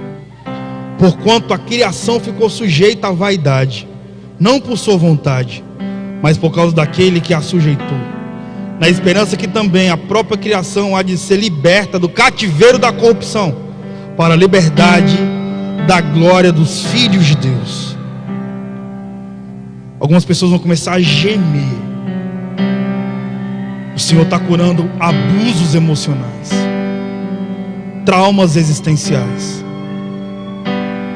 traumas sexuais. O Senhor está tirando pessoas nesse momento de masmorras emocionais. Jesus está espancando nesse momento carrascos existenciais. Jesus devolve dignidade e honra. Venha, Senhor, e aumente sua presença aqui, Pai. Todos ficam em pé em nome de Jesus. Quero chamar o time de adoração aqui. A glória do Senhor virá com tanta sensibilidade. Hoje você não vai chapar no Espírito hoje. Hoje você vai viver um batismo de lágrimas.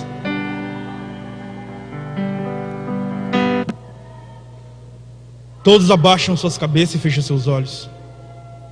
Estenda suas mãos e edifiquem um altar de adoração a Jesus.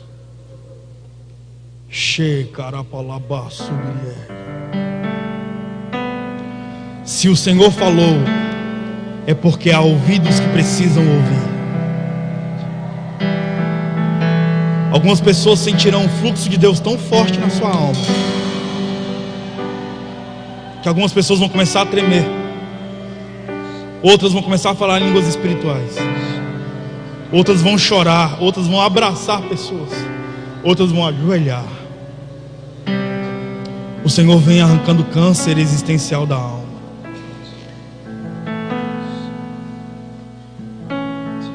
Se faz sentido o que você está ouvindo?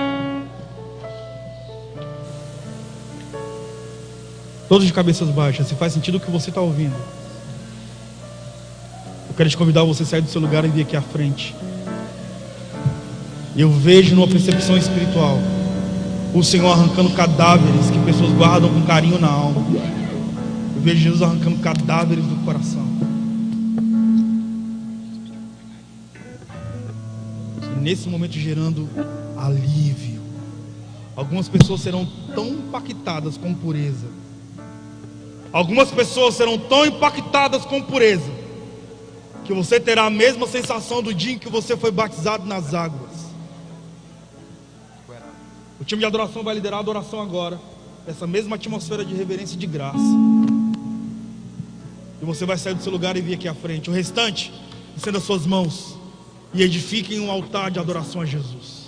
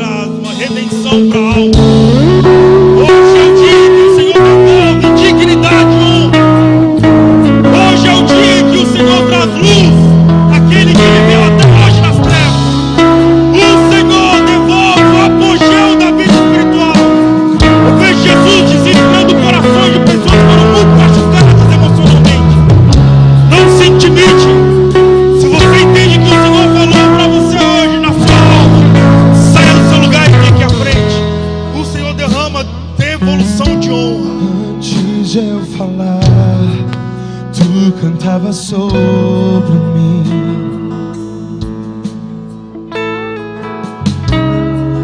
tu tens sido tão bom pra mim.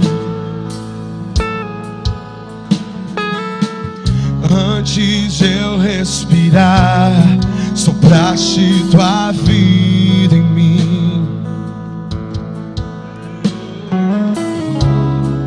Tu tens sido tão, tão bom pra mim. Oh, impressionante, infinito, ousado amor de Deus. Oh, que deixa as 99 só pra me encontrar. Não posso comprá-lo, nem merecê-lo, mesmo assim se entregou. Vamos lá, estenda suas mãos. Oh, impressionante. Vamos lá, igreja, essa é a nossa hora. Mergulhe na eternidade. Amor de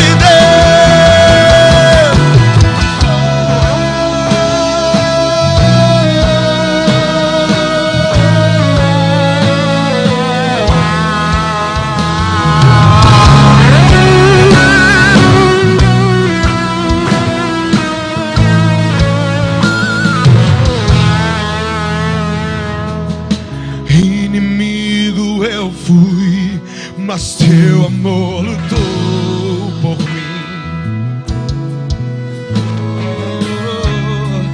Tu tens sido tão, tão bom pra mim.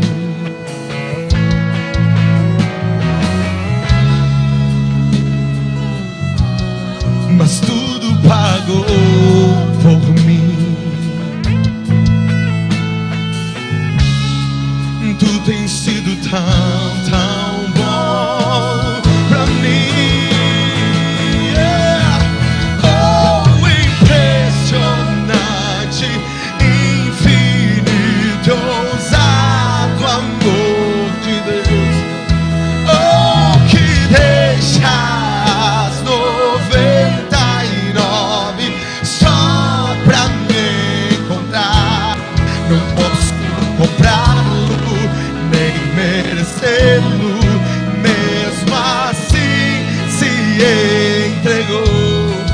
Oh, impressionante, infinito, ousado amor de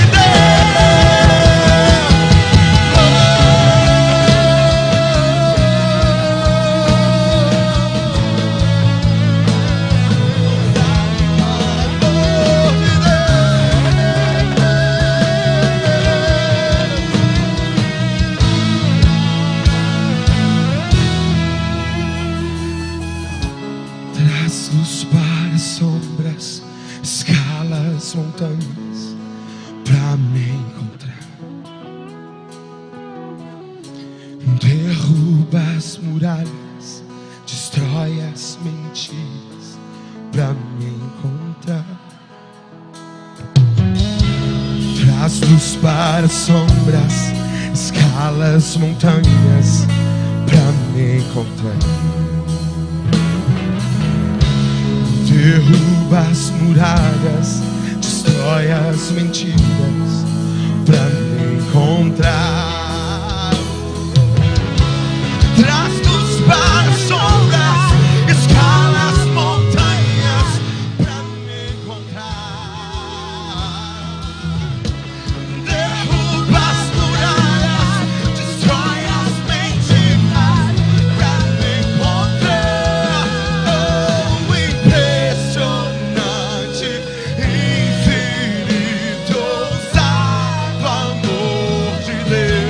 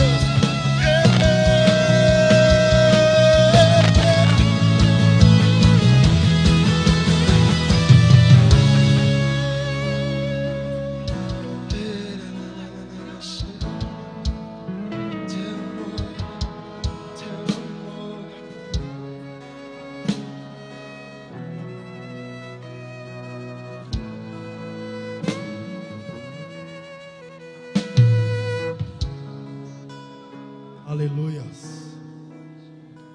Todos que estão aqui na frente ajoelhados, fiquem em pé. O Senhor virá sobre vocês com batismo de amor.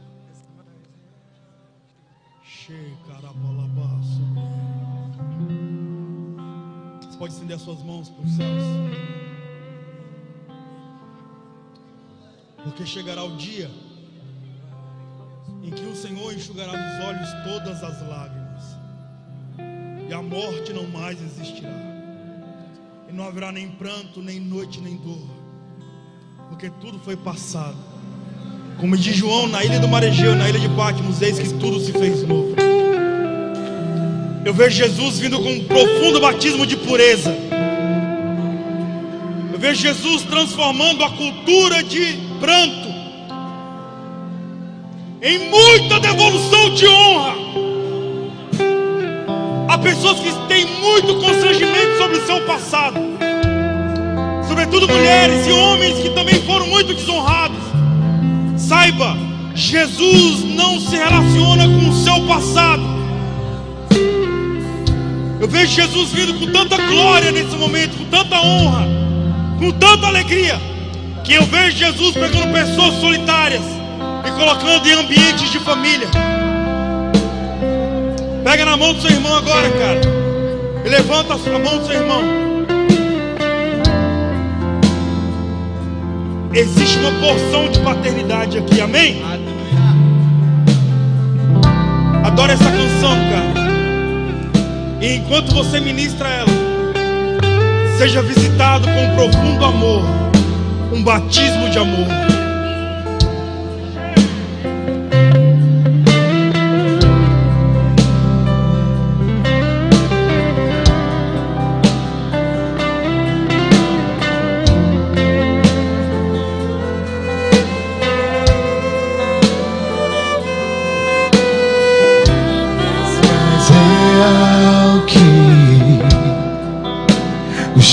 Que eu piso. Meu Senhor, convida. És mais real que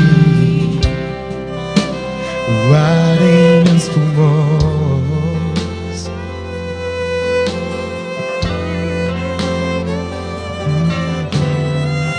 Teus pensamentos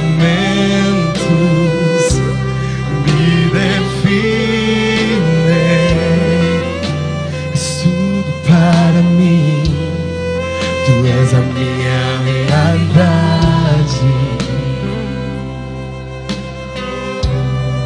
tu és a minha realidade.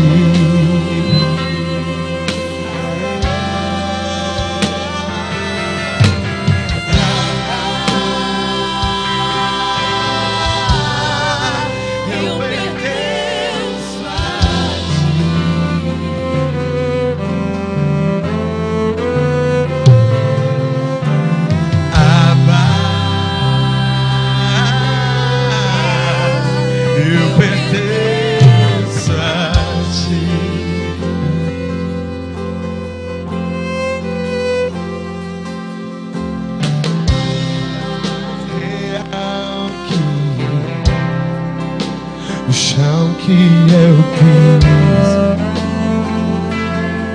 tu és mais real, tu és mais real.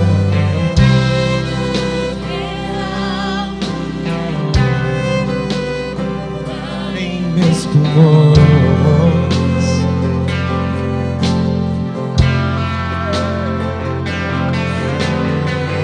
teus pensamentos me definem. És tudo para mim. Tu és a minha realidade. Deus, tu és a minha realidade.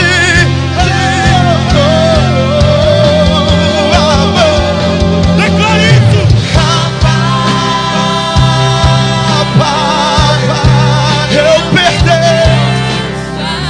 Eu pertenço a ti, Pai.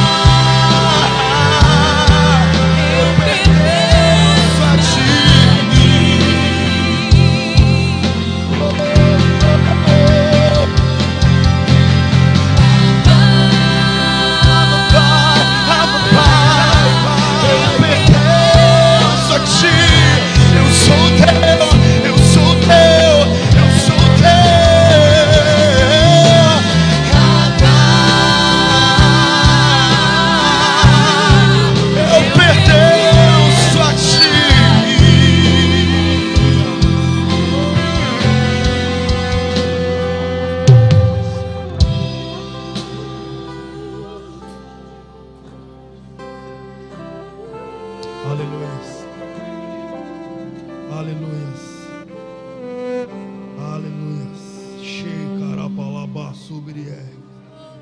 She karapalabasu de nedegai. She karapalabai. Atos 8:19 diz: porque a criação aguarda com ardente expectativa a revelação dos filhos de Deus.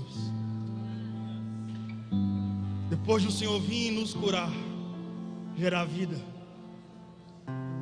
esse é o momento de você refletir sobre sua jornada aqui na terra enquanto cidadão, enquanto filho, enquanto estudante, enquanto esposo, enquanto cônjuge, enquanto ovelha, enquanto filho de Deus. Porque a criação aguarda com ardente expectativa. Sabe, o Senhor acredita em você, cara. O Senhor escreveu a sua história nas tábuas da eternidade. Existe algo que só você pode fazer. Existe aquela pessoa que só você pode alcançar. Hoje eu sinto no Espírito o Senhor te enviando, cara. Você ouviu? Eu sinto no Espírito o Senhor te enviando, para que você, que foi lavado, o sangue de Jesus hoje nos sujou. O sangue de Jesus é a única substância que, quando nos suja, nos faz mais brancos que a neve.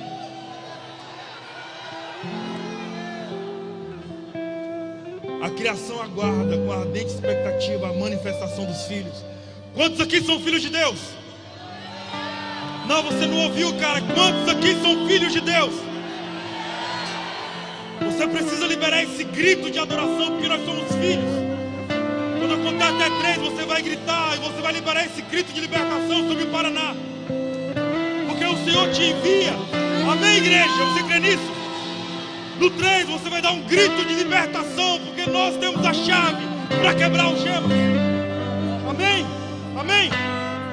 No 3, 1, 2, 3.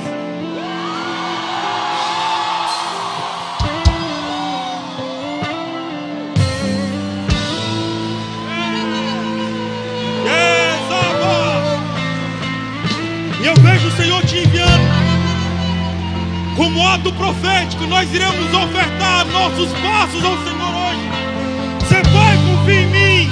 Confia em mim, os céus confiam em você. Com isso, eu quero te convidar a você tirar os seus sapatos nesse carpete aqui. Você levantar ele para cima e dizer: pode me enviar, Senhor. Gasta a minha vida por ti, Jesus.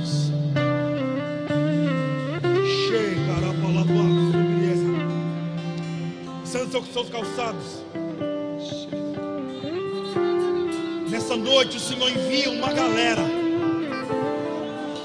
de volta à sua casa, à sociedade, ao seu emprego.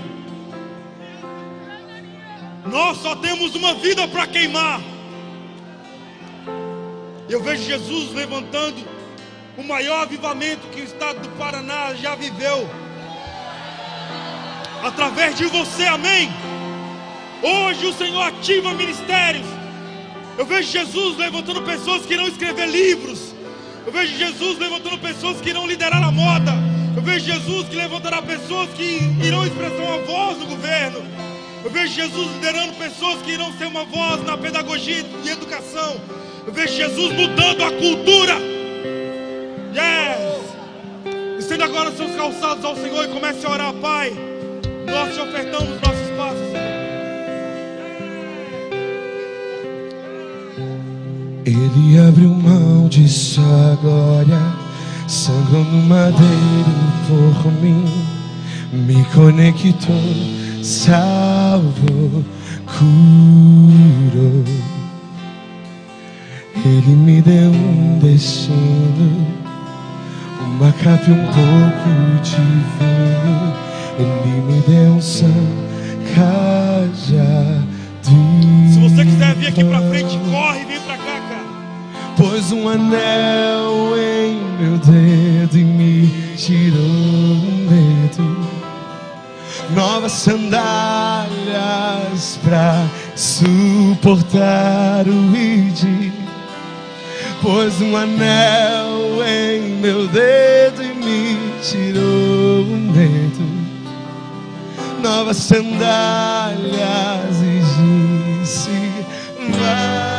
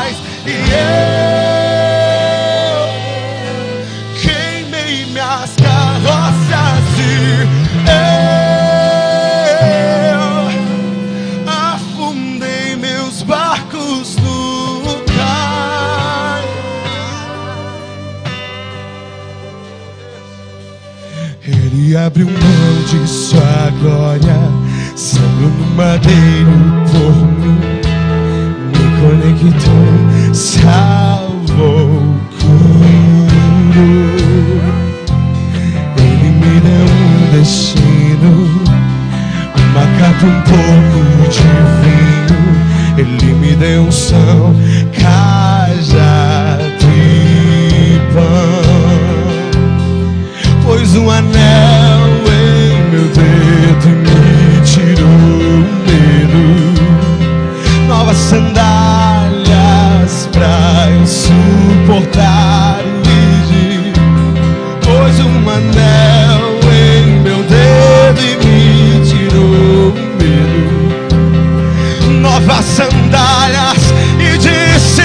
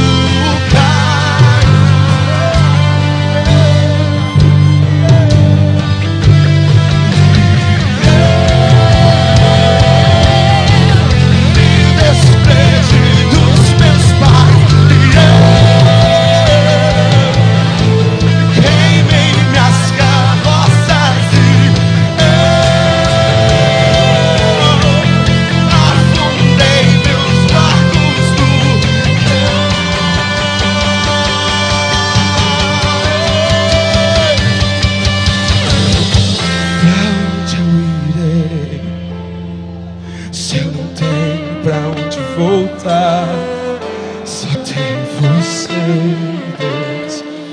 Palavras de vida eterna.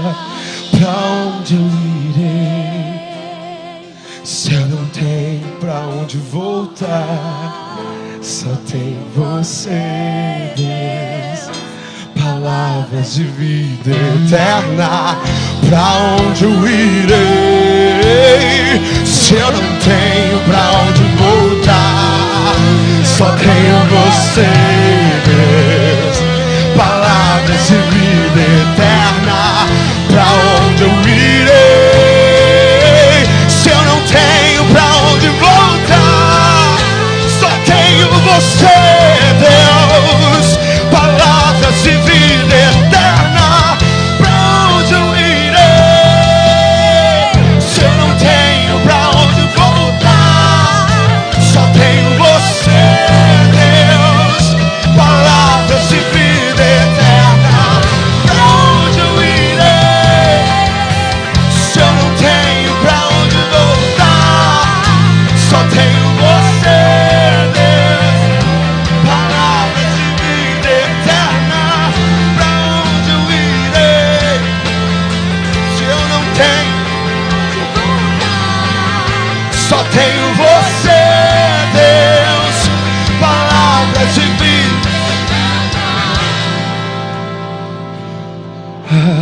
Vou pedir, deixa eu ficar neste lugar todos os dias da minha vida.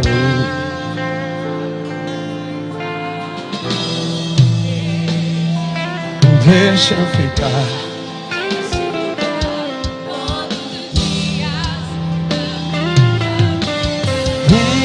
Uma coisa vou pedir, deixa eu ficar nesse lugar todos os dias da minha vida. Uma coisa vou pedir, deixa eu ficar nesse lugar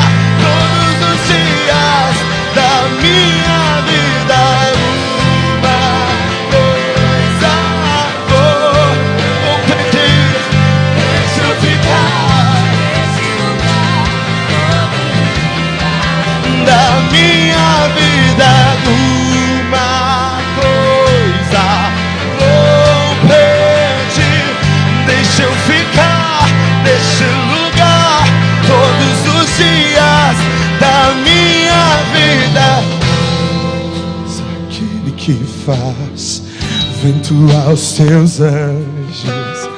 Nós adoramos aquele que faz fogo aos seus ministros. Nós adoramos aquele que faz vento aos seus anjos. Nós adoramos aquele que faz fogo aos seus ministros. Nós somos seus ministros. Não negue o seu fogo. Nós somos seus ministros. Queremos queimar, queremos queimar. Nós somos seus ministros. Não negue o seu fogo. Nós somos seus ministros. Queremos queimar, queremos queimar. Somos teus ministros. Não negue o seu fogo. Nós somos teus ministros. Queremos queimar, queremos queimar. Somos teus ministros. Não negue o seu fogo. Somos teus ministros.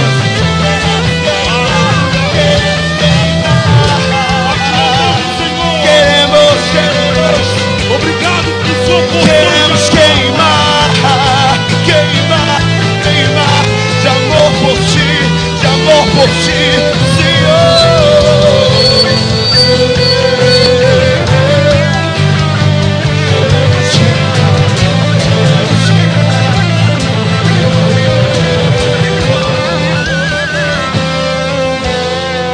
Aleluia. Nós te amamos, Senhor. Obrigado por vir sobre nós, ó Pai Santo, com maestria. Obrigado, Majestade Santa, por seu toque, por seu poder, por seu amor. Eu oro para que os meus irmãos continuem sendo uma harpa onde só o Senhor toque. E que nós vamos continuar a sermos chamados de casas de oração. Aplauda o nome do Senhor porque Ele é bom. Dê um brado de vitória ao Senhor.